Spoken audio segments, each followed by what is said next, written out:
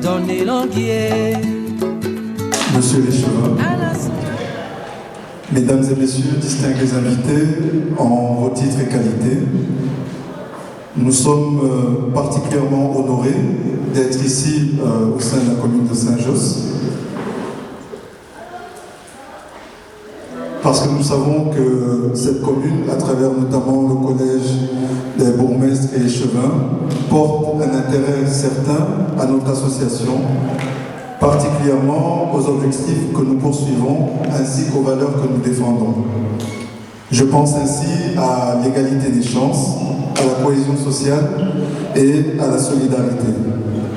Nous savons combien cette commune est attachée à la valorisation de l'image positive du vivre ensemble dans nos quartiers, en favorisant notamment les rencontres et échanges entre Bruxellois qui n'ont pas l'habitude de se rencontrer et de dialoguer. Monsieur l'échevin Philippe Boyquété, nous vous remercions vivement de votre soutien, tant pour cette journée que pour les autres actions liées notamment à l'emploi. Je pense au Forum de l'emploi et à Troftavoie. Cette manifestation se déroule aussi grâce à l'appui et au soutien d'un certain nombre de partenaires. En plus de la commune de Saint-Josse, je voudrais remercier vivement la COCOF, le Vlaams Gemeenschap Commissie, autrement appelé VGC, la commune de Terbeek, Camille Tamag, Cher Forum des migrants, Baye Serge K Photographie, Enida, Eric à la vidéo.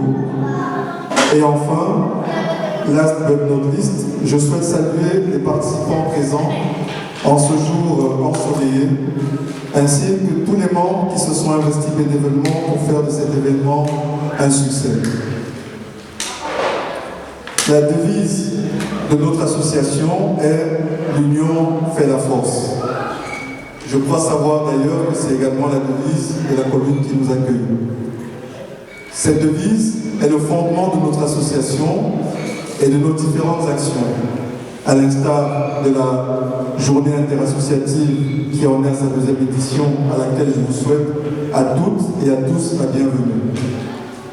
Cette journée a été mise en place fort du constat qu'il existe dans nos communautés un grand nombre d'associations qui œuvrent en faveur des minorités ethniques et sur des problématiques que nous rencontrons couramment.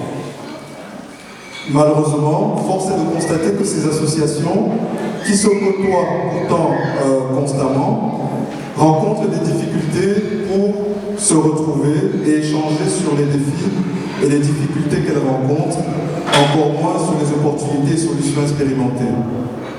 Bien entendu, il ne m'appartient pas de dire que rien n'est fait. Il y a des choses qui sont faites, il y a des collaborations qui se font, et malheureusement, nous constatons que ces collaborations ne sont pas encore régulières.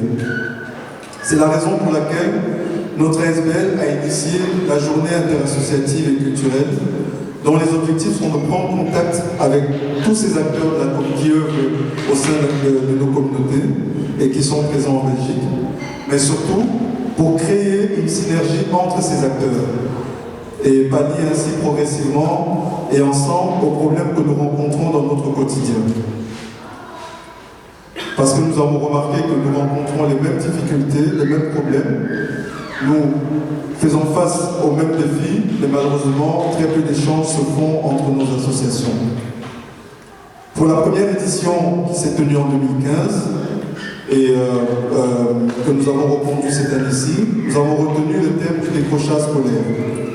C'est un phénomène qu'on utilise pour décrire des situations assez différentes.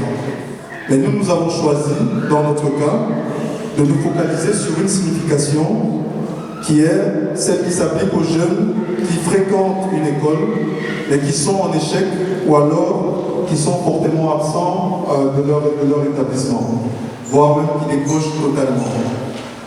Quel qu'en soit le cas, ce phénomène de décrochage scolaire est un phénomène inquiétant, car ses conséquences peuvent être néfastes tant dans le développement de la personne, de l'enfant, qu'au niveau de son parcours scolaire ainsi que son devenir professionnel. Vous vous en doutez certainement, des ponts et des liens ressortent donc de nos différentes actions. Mais pour que ces actions aient un sens, et surtout un réel impact demain, il nous est indispensable d'œuvrer et d'assurer ensemble la relève, car l'avenir, comme chacun le sait, repose sur notre jeunesse.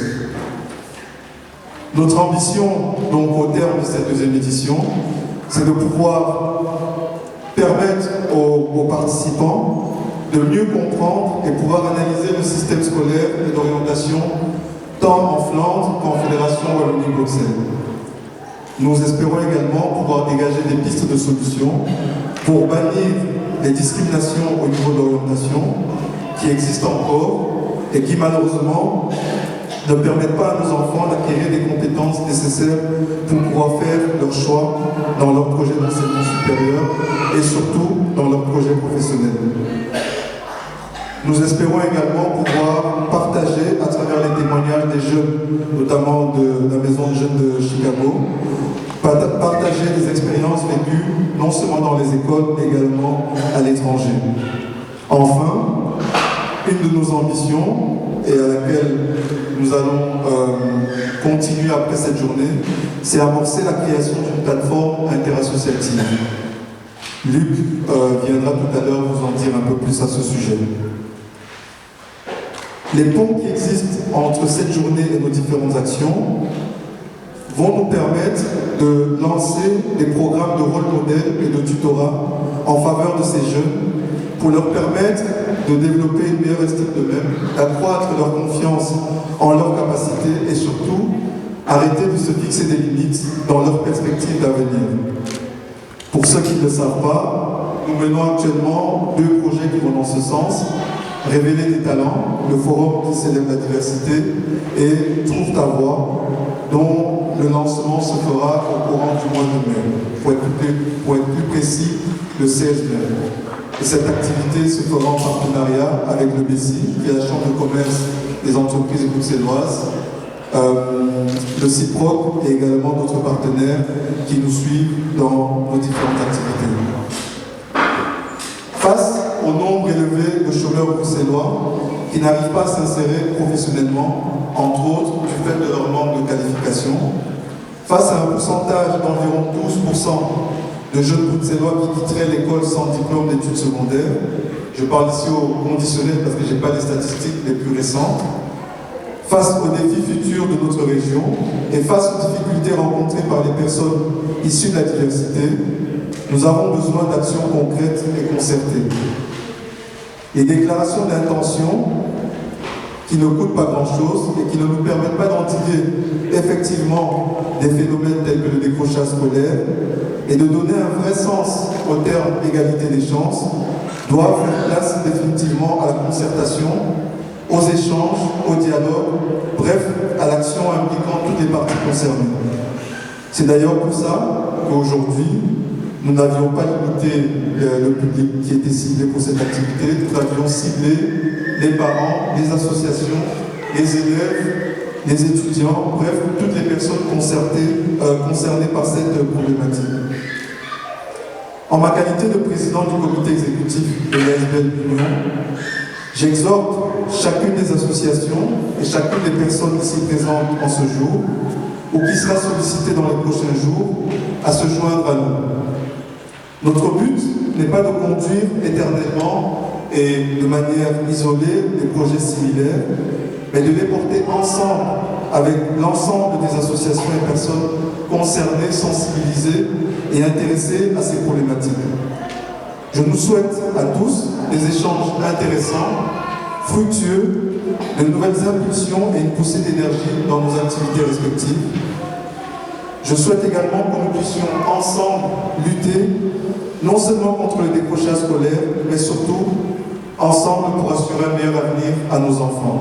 Merci de votre attention et n'oublions pas que l'union fait la force.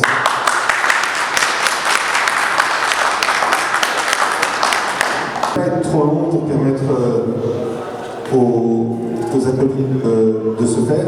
Alors, Laurent Daniel, tu as dit que tu étais honoré d'être celui-ci aujourd'hui. Permettez-moi de vous dire et de vous dire que c'est la commune de Saint-Josse qui est honorée de vous accueillir ici aujourd'hui. Ça nous fait vraiment plaisir, chaud au cœur, que les SBL Lyon soient ici présents à Saint-Josse, dans une école communale, pour parler justement de décrochage scolaire. Merci. Merci. Alors, le décrochage scolaire, c'est une thématique que j'affectionne particulièrement. Je suis échevin d'enseignement depuis 4 ans et mon expérience me fait dire que le décrochage scolaire, c'est l'accumulation d'un certain nombre de retards qui commencent parfois dès la maternelle. Je me bats, et le bourgmestre est dire aussi au niveau fédéral, nous nous battons pour que, à l'avenir, l'obligation scolaire commence dès la maternelle. C'est important, vous savez, que l'obligation scolaire commence dès 3 ans. Quand papa, maman travaillent, on ne se pose pas la question de mettre les enfants à l'école. Mais quand papa et maman ne travaillent pas, eh bien parfois, il arrive que, par confort, on le prend pour sortir, on garde les petits à la maison. Et tous ces petits retards, ça s'accumule.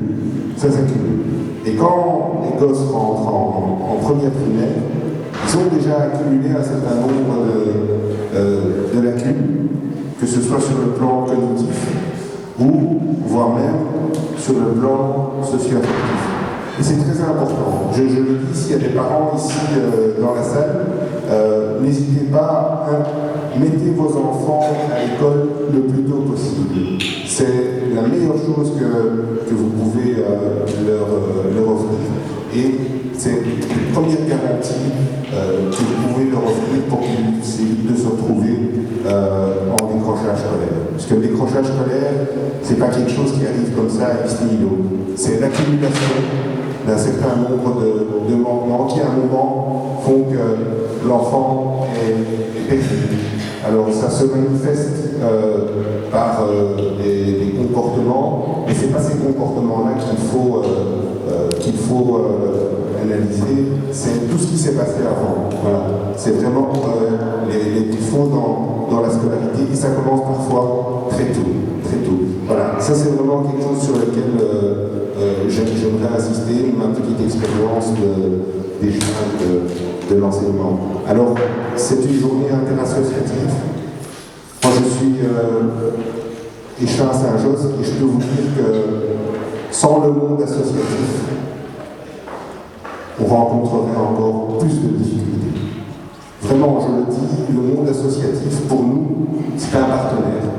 À Saint-Josse, on travaille au quotidien à travers le soutien scolaire. On travaille au quotidien avec des associations, parce que sans ces associations, eh bien, on ne pourrait pas permettre à tous ces enfants de suivre une scolarité de qualité. Et là aussi, je pense que c'est important de rappeler le travail que font toutes ces associations au quotidien. Elles sont parfois composées de très peu de bénévoles, mais ces gens-là permettent parfois à des chemins de vie, ceux de nos enfants, à ces chemins de vie, de se passer le mieux possible. Alors, tu as aussi parlé de l'emploi. Moi, la première fois que j'ai découvert la SBL Lyon, c'était lors de la première édition du forum. Et ça fait 2 éditions. À la rentrée, il y aura une 3e édition. Et je trouve que c'est un concept intéressant, vraiment intéressant. Et voilà, moi je le dis comme ça. Après, on voit comment on peut faire les choses. Mais voilà, moi, je vous ai vu travailler 2 années de suite du côté de Mézère. J'ai été impressionné. Et donc, j'ai une autre casquette ici. Je suis également président de la mission locale de Saint-Josse. Je salue d'ailleurs Adèle Esso, notre directrice financière, qui est là. Voilà, petite proposition, si ça vous dit, si vous êtes content du cadre, voilà, on peut éventuellement vous accueillir aussi pour peut-être pas la prochaine, mais celle d'après, faire une journée de l'emploi ici à Saint-Josse, parce que voilà, Saint-Josse c'est une commune qui accumule un certain nombre de handicaps, c'est une commune qui est très densément peuplée. On a 1 km², on a 30 000 personnes qui habitent sur un si petit espace. On a énormément de jeunes, on a une population près de 40% au moins de 25 ans. Donc, vous dire combien c'est important le défi démographique, pas simplement l'enseignement, l'emploi aussi. On a énormément de jeunes qui sont infraqualifiés, donc qui ne trouvent pas à s'employer.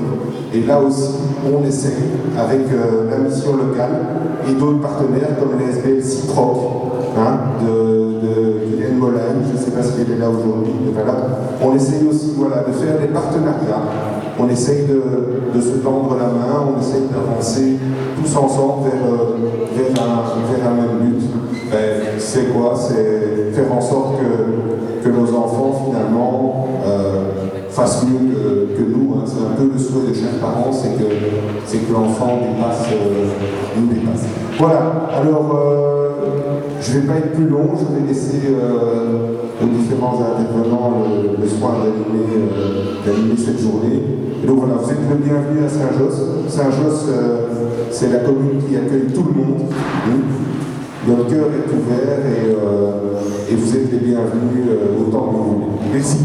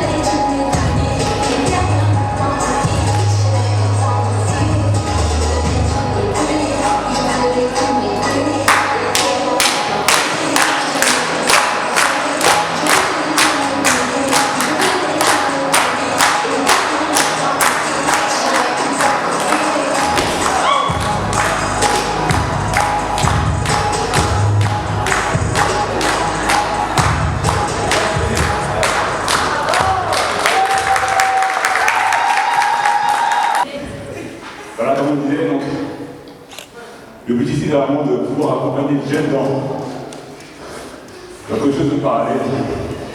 Généralement, j'étais même dans le cas, on ne trouve plus l'intérêt d'aller à l'école, on trouve que la société ne correspond pas, on se sent rejeté, mis de côté.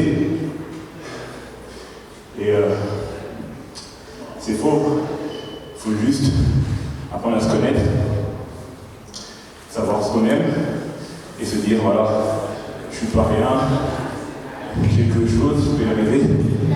Donc ici c'est simplement accompagner les jeunes, de les faire se découvrir tout seul et donc pouvoir se dire j'y arriverai simplement. Merci beaucoup. Alors, nous continuons donc cette présentation. On passe maintenant à nos intervenantes et nous commençons avec Madame Peggy Lamer, qui est consultante psychopédagogique au Centre de guidance pour élèves en communauté flamande. Donc voilà, vous pouvez l'applaudir.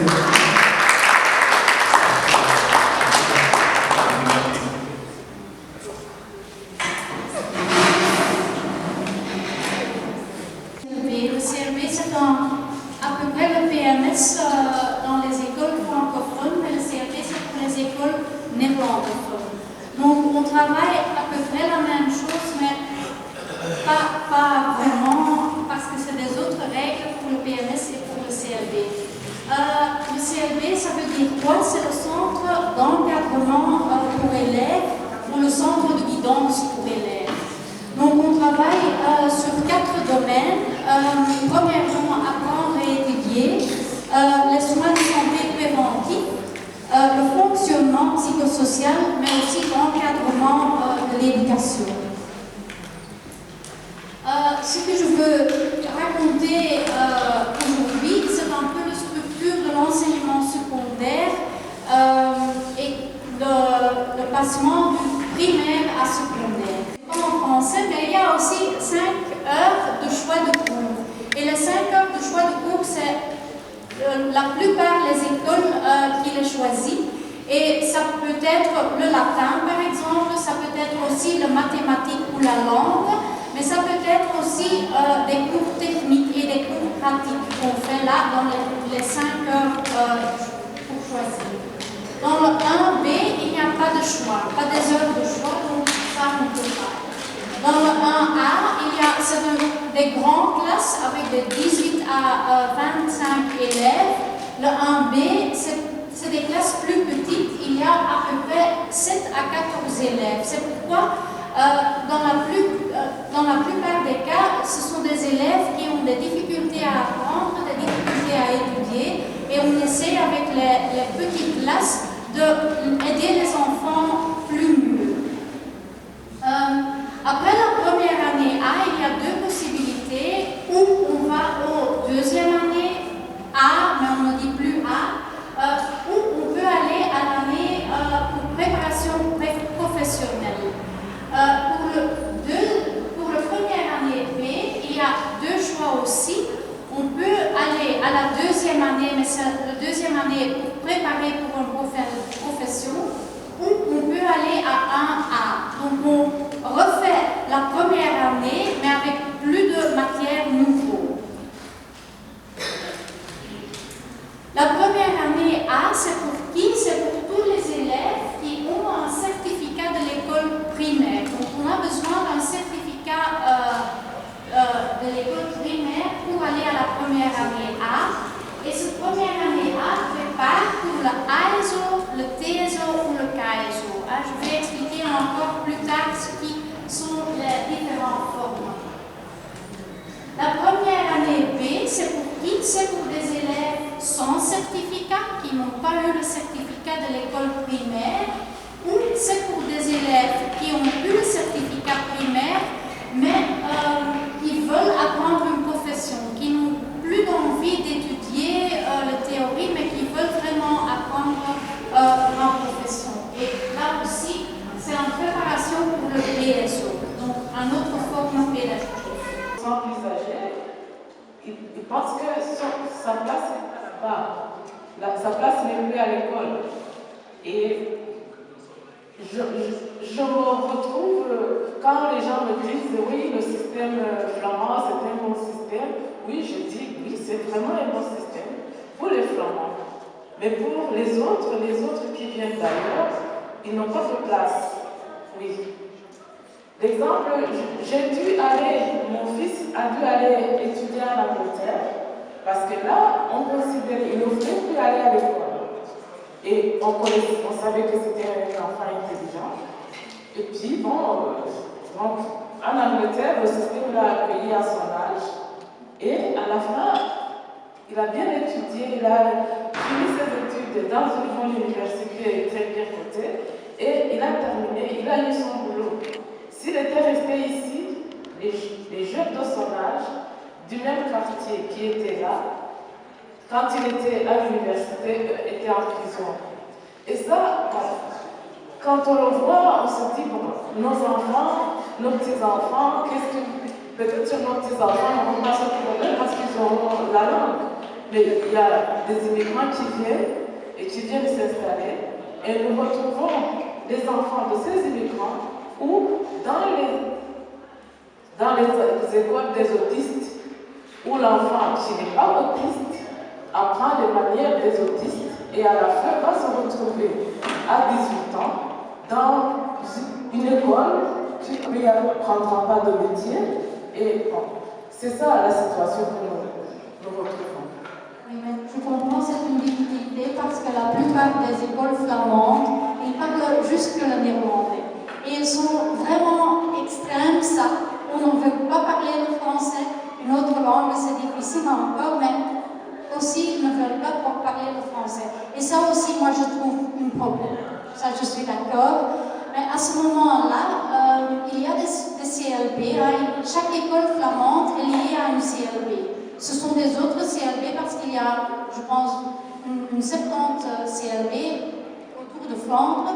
C'est bien de parler avec les CLB aussi parce que là aussi, nous, comme CLB, nous travaillons beaucoup ici à Bruxelles. Donc on parle le français et si ça ne va pas en français, on essaie d'avoir des, je ne sais pas le mot en français, mais des gens qui traduisent dans la langue. Et parfois c'est une possibilité pour expliquer à l'école ce que vous voulez et ce que vous sentez un problème là. Mais c'est vrai que là il y a encore un problème et c'est vrai qu'il y a beaucoup d'écoles et ça change maintenant. Qui dit c'est un enfant qui ne connaît pas la langue encore, donc on ne va pas mettre là au 4e année, par exemple, on va le mettre au 3e année parce qu'il doit encore apprendre la langue. Et là aussi, comme CLB nous dit de ne pas le faire parce que, comme vous dites, les enfants ont le niveau du 4e année et nous, comme CLB, on dit nous, ne faites pas ça. Fait des autres choses pour apprendre la langue à l'enfant et il va l'apprendre, mais il a besoin du temps pour apprendre une langue. Moi aussi j'ai besoin du temps. Mon français pour l'écoute ce n'est pas si bien, mais c'est par parler que je l'apprends et ça c'est aussi pour les petits enfants. Donc là il y a encore de travail pour les écoles flamandes, c'est vraiment fait.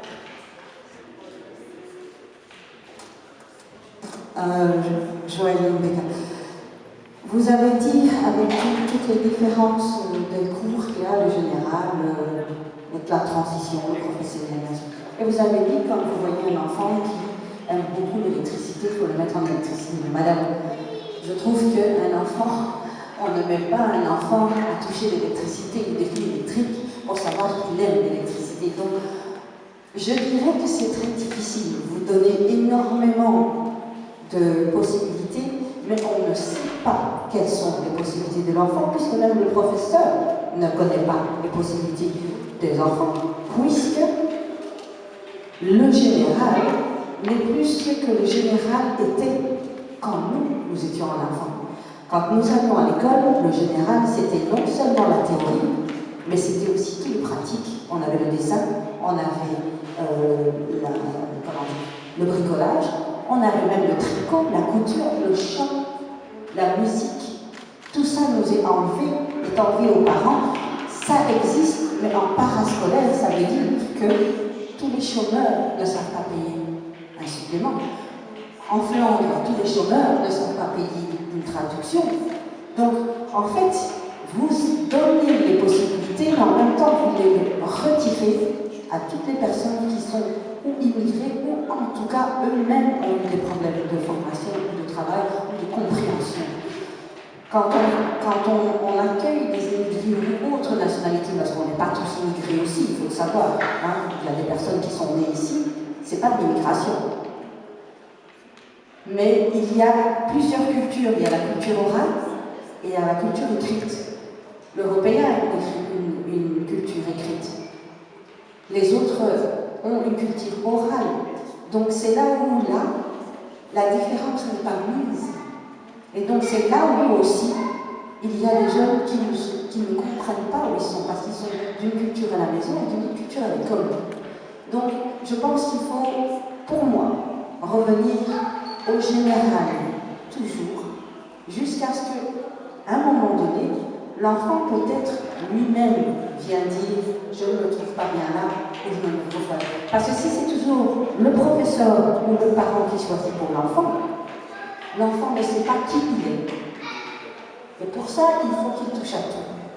Mais qu'il faut lui donner cette possibilité à l'école et non pas en parascolaire. Parce que parascolaire, c'est-à-dire aussi toujours travailler et ne pas avoir le temps de jouer. Et en Finlande, ils disent que le temps de jouer est important pour savoir qui on est. Voilà. Oui, mais c'est pour ça aussi que ça a déjà changé, parce que avant, je ne sais plus combien d'années avant, mais vous devez choisir déjà la ASO, le TSO de première année. Maintenant, ce n'est plus comme ça. Maintenant, le première année A, c'est vraiment pour tout le monde. Il y a des différences avec le choix des cours, hein, les 5 heures là, mais il y a encore, c'est pour tous les enfants la même chose. Donc à ce moment-là, on a encore le choix, parce que choisir pour le TSO, hein, par exemple, pour l'électrique ou le général ou quelque chose d'autre, c'est à partir du 3e année. Donc on a déjà essayé de faire quelque chose là, mais en tout cas, la décision est toujours difficile. Et c'est pour ça, c'est pas seulement écouter le prof ou penser le parent, mais de mettre tous ensemble et de faire une bonne choix. Et c'est difficile. C'est toujours difficile de faire une bonne décision. Ça, c'est vrai. Le flamand, mais alors, demande au CLB, demande aux voisins s'ils parlent le français, le néerlandais, demande à n'importe qui. Et ça, c'est important de parler, de demander, de dire ce que vous pensez. Et alors, je pense que ça, c'est la première chose qu'on doit faire pour trouver la bonne solution pour chaque enfant. Moi, c'est pour mademoiselle ici qui a parlé de son enfant. Je comprends un peu votre point de vue, mais moi je pense surtout que le plus important d'abord, c'est l'éducation et le travail que les parents font avec l'enfant. D'abord, c'est un travail de parents envers l'enfant, de compréhension. Et ensuite, l'école, ça va aller. Parce que généralement, il y a des enfants qui, dans mon cas, moi je suis africain, donc je suis immigré congolais, et nos parents ont généralement ce stéréotype de non, l'école, c'est général, il faut aller obtenir un médecin, quelque chose comme ça. Et des fois, l'enfant n'est pas forcément en accord avec ça. Mais juste parce que la famille est dans cette manière de penser, l'enfant va aller, mais pas réellement pour lui. C'est pour ça qu'on trouve généralement des gens qui ont fait l'école générale, qu'on fait l'université, puis après, on ne sait pas ce qu'ils font. Parce qu'en fait, ils vont à l'école juste pour étudier, et ils ne vont pas pour eux réellement. Donc je pense vraiment qu'un travail d'abord de parents à enfants, et je pense que ce sera bien fait, des ouvertures à la vie.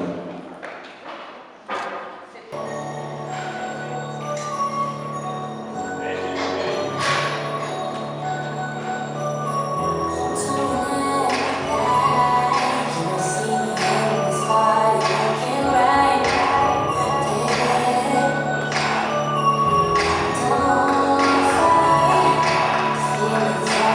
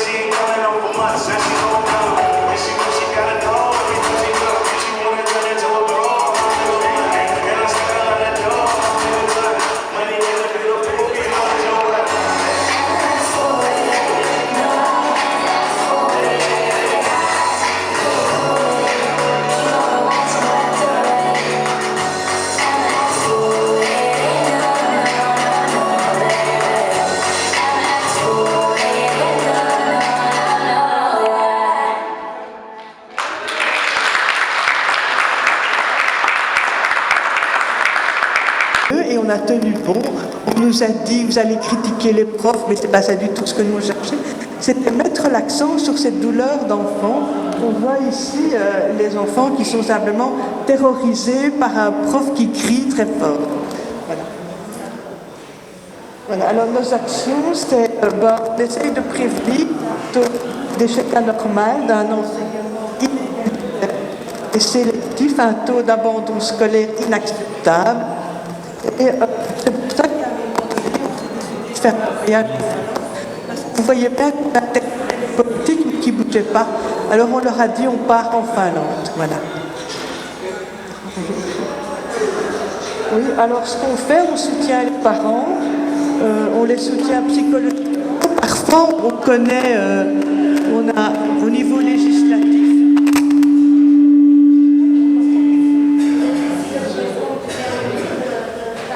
Au niveau législatif aussi, on explique par exemple aux parents qu'en primaire, personne n'a le droit de faire bisser un enfant. La décision finale revient aux parents et que c'est pas à l'école à dire aux parents maintenant, en 3e primaire, votre enfant il doit bisser parce que nous, on a l'impression qu'il va pas très bien. C'est une impression vague et de toute façon, l'enfant il peut évoluer. Le cerveau c'est quelque chose de plastique. Et avec un bon soutien des parents aimants qui se préoccupent de l'enfant, on peut tout à fait progresser, même si l'enfant a des petites difficultés. Il faut simplement installer quelque chose pour aider l'enfant, comme ça se fait d'ailleurs dans les pays du Nord. Voilà. Alors bon, on a fait quelques conférences. Si vous êtes intéressés à avoir un DVD, ça c'est les titres de nos conférences. On va aller plus vite. Voilà, on avait fait même... Voilà. Alors là, de notre enseignement, je vous avez vu une structure équivalente du côté néerlandophone et francophone, parce qu'au départ, on était liés. À un moment donné, on s'était caché. Alors, mais au niveau historique, il y a des choses qui sont les mêmes. Cet esprit de sélection, parce qu'on doit mériter son diplôme, enfin, des petits, quoi. Il y a 3 années maternelles. Il y a heureusement pas de redoublement, bien que certaines directrices trouvaient les enfants pas mûrs et leur disaient que c'était mieux de recommencer une 3e. Heureusement, ça va être interdit parce que ça ne sert à rien. Alors, il y a 6 années primaires, mais le redoublement se fait avec l'accord des parents. Et là, il faut être extrêmement vigilant et ne pas se laisser avoir en faisant croire, comme on le fait trop souvent, que l'enfant va avoir plus de maturité parce qu'il recommence son année, c'est tout à fait faux. Et il faut au moins que jusqu'à la 5e primaire, l'enfant il puisse progresser. Alors, pour votre exposition. On est 2 ici, on est tout à fait d'accord. On est tout à fait d'accord parce que c'est ça. Donc, comme vous dites bien, il faut avoir en fait une équipe. On fait une équipe avec l'enfant et l'enfant à partir d'un certain âge, mais pour ça, il faut qu'il ait un âge un peu plus... Mais l'éducation, déjà, au départ, doit être une équipe. C'est vrai que si on veut arriver à ça, c'est déjà au niveau de l'âge de... Quand on doit dire non à un enfant, on ne doit pas lui dire simplement non, on doit lui dire le non, mais le pourquoi. Et alors comme ça, il sait évaluer lui-même après où il veut aller, ce qu'il veut faire. Donc merci beaucoup, c'est vraiment... Je pensais que j'ai discuté avec un type qui avait dit à un moment donné que la Convention des droits de l'enfant, il s'était opposé à l'époque, c'était un pédiatre français, et il était venu en Belgique dans l'enseignement catholique, et alors il nous avait dit, il nous avait écrit ça. Ah, on avait dit ça, on va le montrer. Alors on l'a montré un peu partout. Il a été prié de... Mais c'est vrai, pourquoi il voulait que les enfants doivent obéir. On n'a pas à leur expliquer, c'est insupportable. Nos enfants, à notre époque, on ne peut pas considérer qu'on peut les élever comme ça. Ouais. Alors, l'éducation punitive qu'on nous promet, nous autres, on est radicalement opposés. Maintenant, on sait qu'il y a un changement qui allait se faire avec Madame Milquet.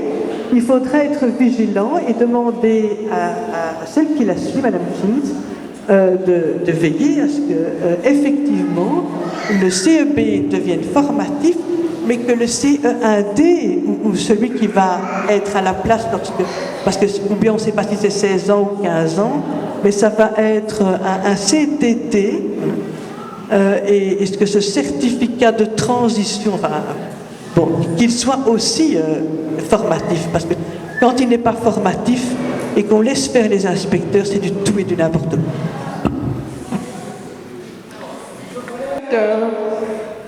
Je vous dis d'abord merci pour votre exposé que j'ai beaucoup apprécié. Je me sens quelque part concernée parce que ancienne étudiante et maintenant parent d'élèves, j'ai 2 enfants maternels, c'est déjà ça. Donc pour moi, si on me dit échec scolaire, qu'est-ce que ça veut dire? Moi je vois un peu de tout. Pour moi, échec scolaire, c'est pas seulement l'enfant qui échoue, mais c'est aussi c'est l'entourage, ce sont les enseignants à l'école, c'est le système, et c'est la famille, c'est un peu de tout. C'est pas seulement l'enfant. Donc, il faut pas qu'on s'attarde sur l'enfant ou sur son origine ou sur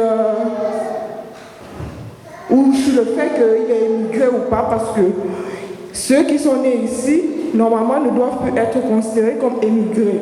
Mais pourtant, ils font face aussi à ce problème. Pourquoi? C'est la question que l'on se pose tout le temps. Pourquoi? Parce qu'à un moment donné, les politiques ont dit oui, est-ce que tout le monde parle le français à la maison?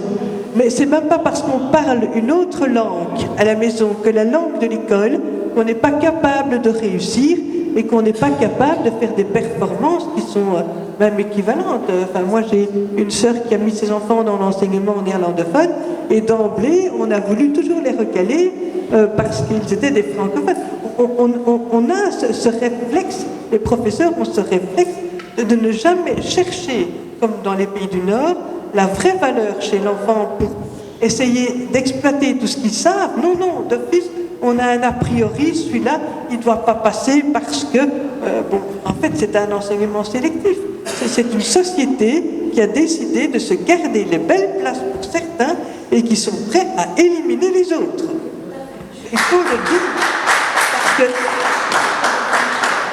parce que le CE1D, c'est la Fédération Wallonie-Bruxelles qui l'organise, et donc c'est elle qui est maintenant.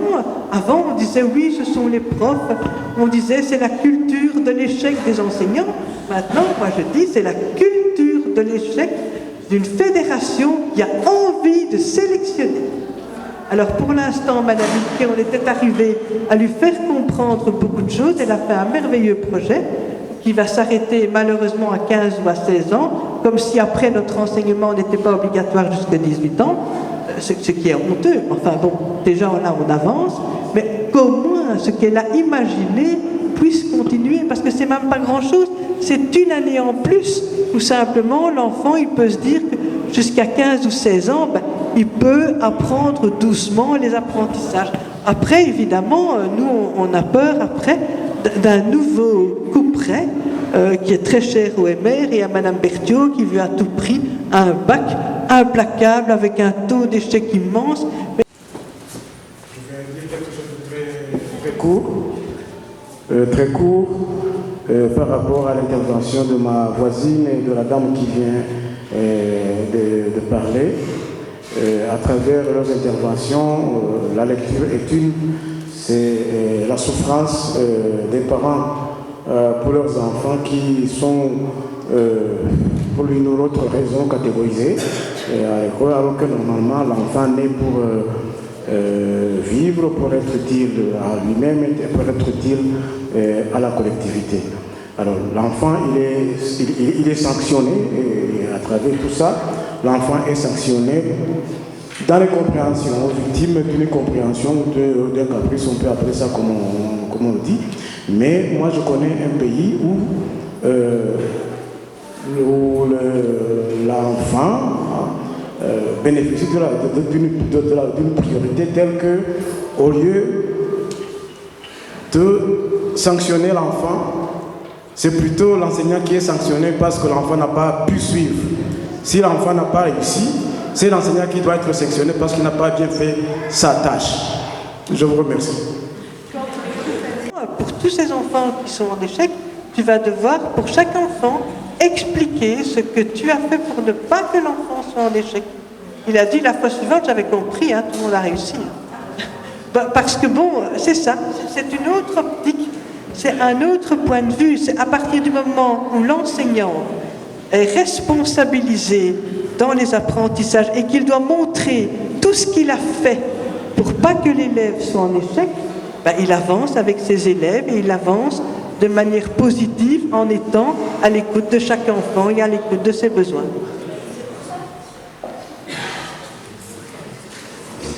C'est aussi pour ça justement que en Finlande, ils ont retiré les devoirs à domicile. Le professeur a son travail, c'est d'éduquer ou d'enseigner l'enfant dans le cadre de son métier, et nous, les parents, nous avons notre travail d'éduquer et d'enseigner l'enfant dans notre métier de parents, c'est-à-dire le respect de l'autre et le travail à la maison, la collectivité, les activités aussi. Mais moi, je trouve ça très bien parce qu'en fait, je me rappelle que quand mes enfants étaient plus petits, j'avais, je crois que c'était la COCOF. La COCOF avait un petit livre sur ce qu'était la scolarité en Belgique. Et dedans, c'était mis que les devoirs ne devaient pas avoir à être faits à la maison.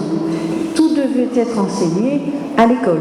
Et comme ça, l'enfant pouvait alors avoir une autre relation avec les parents aussi, parce que c'est ça aussi la difficulté. Si le parent rentre du travail fatigué, il n'a pas vraiment l'esprit ouvert à écouter. Par après, il y a des devoirs, mais qui ne peuvent pas excéder plus que quelques minutes, un petit exercice qu'on refait comme ça pour le lendemain le montrer. Mais si l'enfant n'a pas fait ses devoirs, il n'est pas sanctionné et on va au contraire l'aider. Donc cette note de 4 sur 10, c'est un signal d'alerte pour l'enfant. Il sait qu'on va l'aider. Donc il n'est pas ennuyé, simplement il se dit, ok, on va m'aider. Voilà, donc il sait qu'il n'a pas compris, mais il sait qu'on va l'aider. Et donc il n'est pas affecté par ça. Parce que chez nous, quand on reçoit des mauvaises notes, le nombre de feuilles que j'ai retrouvées dans le cartable de mes enfants qui étaient tout à fait chiffonnées et au bout parce qu'elle me les cachait, alors que moi je ne l'ai jamais engueulé pour un travail pas bien fait, mais j'allais voir le prof à l'école et ça, mes enfants, ils avaient peur parce qu'ils étaient les seuls. C'était la même chose, quoi. Tous la même chose. Parce qu'en réalité, à la seule différence que je vais un peu dieseliser, je ne vais pas débémoliser, suite à ce que monsieur vient de dire tout à l'heure en disant que en fait c'est l'enseignant qui a tort, c'est l'école qui a tort parce que l'enfant n'a pas réussi. Je dis non, nous sommes dans un système éducatif. Et le système, c'est quoi? C'est un ensemble, c'est un ensemble dans lequel tous les éléments rentrent en interaction dynamique dans le but d'atteindre le même objectif. Si bien que lorsqu'un élément est défaillant, c'est tout le système qui est défaillant. Donc alors, si le professeur ou l'enfant ne fait pas son devoir, ou les parents ne font pas leur, et que ça ne marche pas, ce n'est pas le professeur lui seul, mais c'est tout le système, c'est tout ce qui rentre, tous les éléments du système qui ont failli. Donc c'est un peu ce que je voulais dire, que ça rentre en droite ligne dans ce que vous avez dit.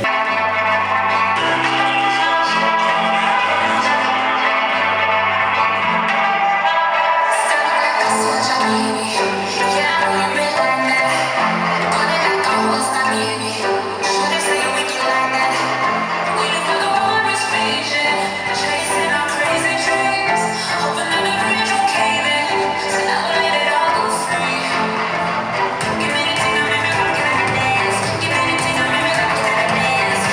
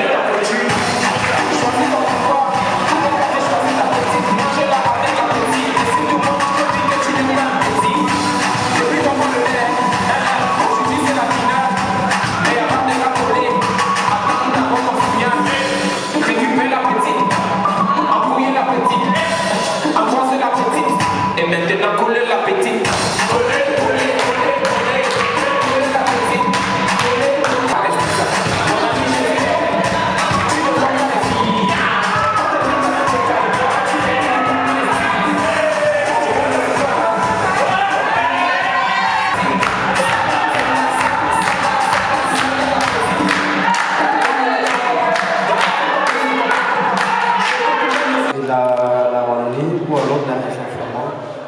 Donc pour ça, je dis un tout grand merci à tous les intervenants qui ont bien voulu nous élucider sur ces points-là. Je tiens également à tirer un coup de chapeau pour tout le comité d'organisation, notamment à Luc Gérard, qui, ma foi, a su déplacer des montagnes aujourd'hui. Pour ça, ils ont lieu éternellement reconnaissant. Je dirais ensuite que voilà, au moins avec tout ce qui s'est passé aujourd'hui, j'espère que toutes celles qui ont pu se déplacer ont pu comprendre un peu comment ça se passe. Je souhaite que cette initiative se pérennise à travers le temps et bien évidemment à travers les années. Donc, que la commune de Saint-Josse continue de nous soutenir dans cette initiative-là et que toutes les associations qui ont pu se déplacer aujourd'hui nous soutiennent également dans cette initiative. Parce que, disons-nous, la vérité c'est que le monde de demain est fait par nos enfants. Et tout ce qu'on pourrait faire, c'est bien évidemment d'essayer de leur inculquer la meilleure éducation. Union a bien évidemment d'autres projets que je ne manquerai pas de vous présenter, notamment le projet de la plaque de l'outil numérique qui prendra très prochainement forme et bien évidemment le projet du forum. Donc j'espère que tous et toutes celles qui nous ont soutenus aujourd'hui continueront à le faire parce que c'est là notre but. Et voilà, je suis fier aujourd'hui au nom de l'ESBL Union de dire un tout grand merci à tous et toutes celles qui sont venus. Voilà, merci. C'est notre initiative, on voudrait que les jeunes soient les plus concernés. Nous avons passé le message, mais il y a un problème, c'est que les jeunes ont peur de s'exprimer en Belgique. Ça, c'est mon point de vue extérieur. Il faut donc que vous, qui venez comme ça, c'est vous qui devez venir vos jeunes. Les parents, comme on l'a dit, ils sont occupés ici. Mais si vous vous organisez, nous sommes de la même génération, on peut trouver, si vous êtes d'accord, on peut trouver pour une prochaine édition qu'on sensibilise uniquement les jeunes. Il y a une vidéo qui est préparée pour le reportage de Ferlandais qui va passer pendant le repas, afin que vous puissiez prendre conscience. Parce que notre message, c'est qu'on peut vous dire que n'ayez pas réfléchi à ça. Je ne vais pas plus m'attarder, le PCA a déjà dit tout, effectivement. Je voudrais seulement aborder un dernier aspect. Si on est venu parler du décrochage scolaire, on ne va pas parler du décrochage culinaire.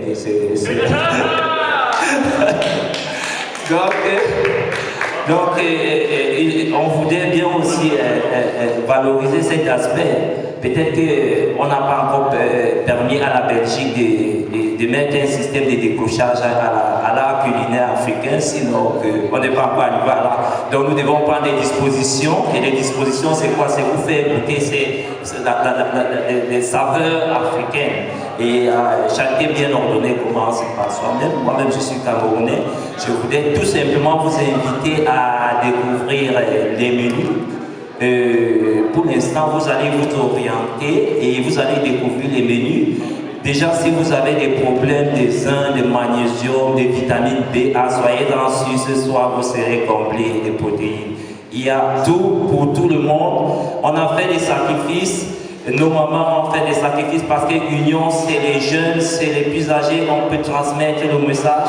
Donc si vous rentrez sans pas goûter ce que vous avez perdu, et vous les jeunes qui êtes là, allez, soyez des témoins et dire aux autres jeunes, les prochaines journées du décrochage, vous allez venir, parce que vous avez vu ce qu'on a parlé, vous serez motivés, venez avec vos groupes de danse et parler.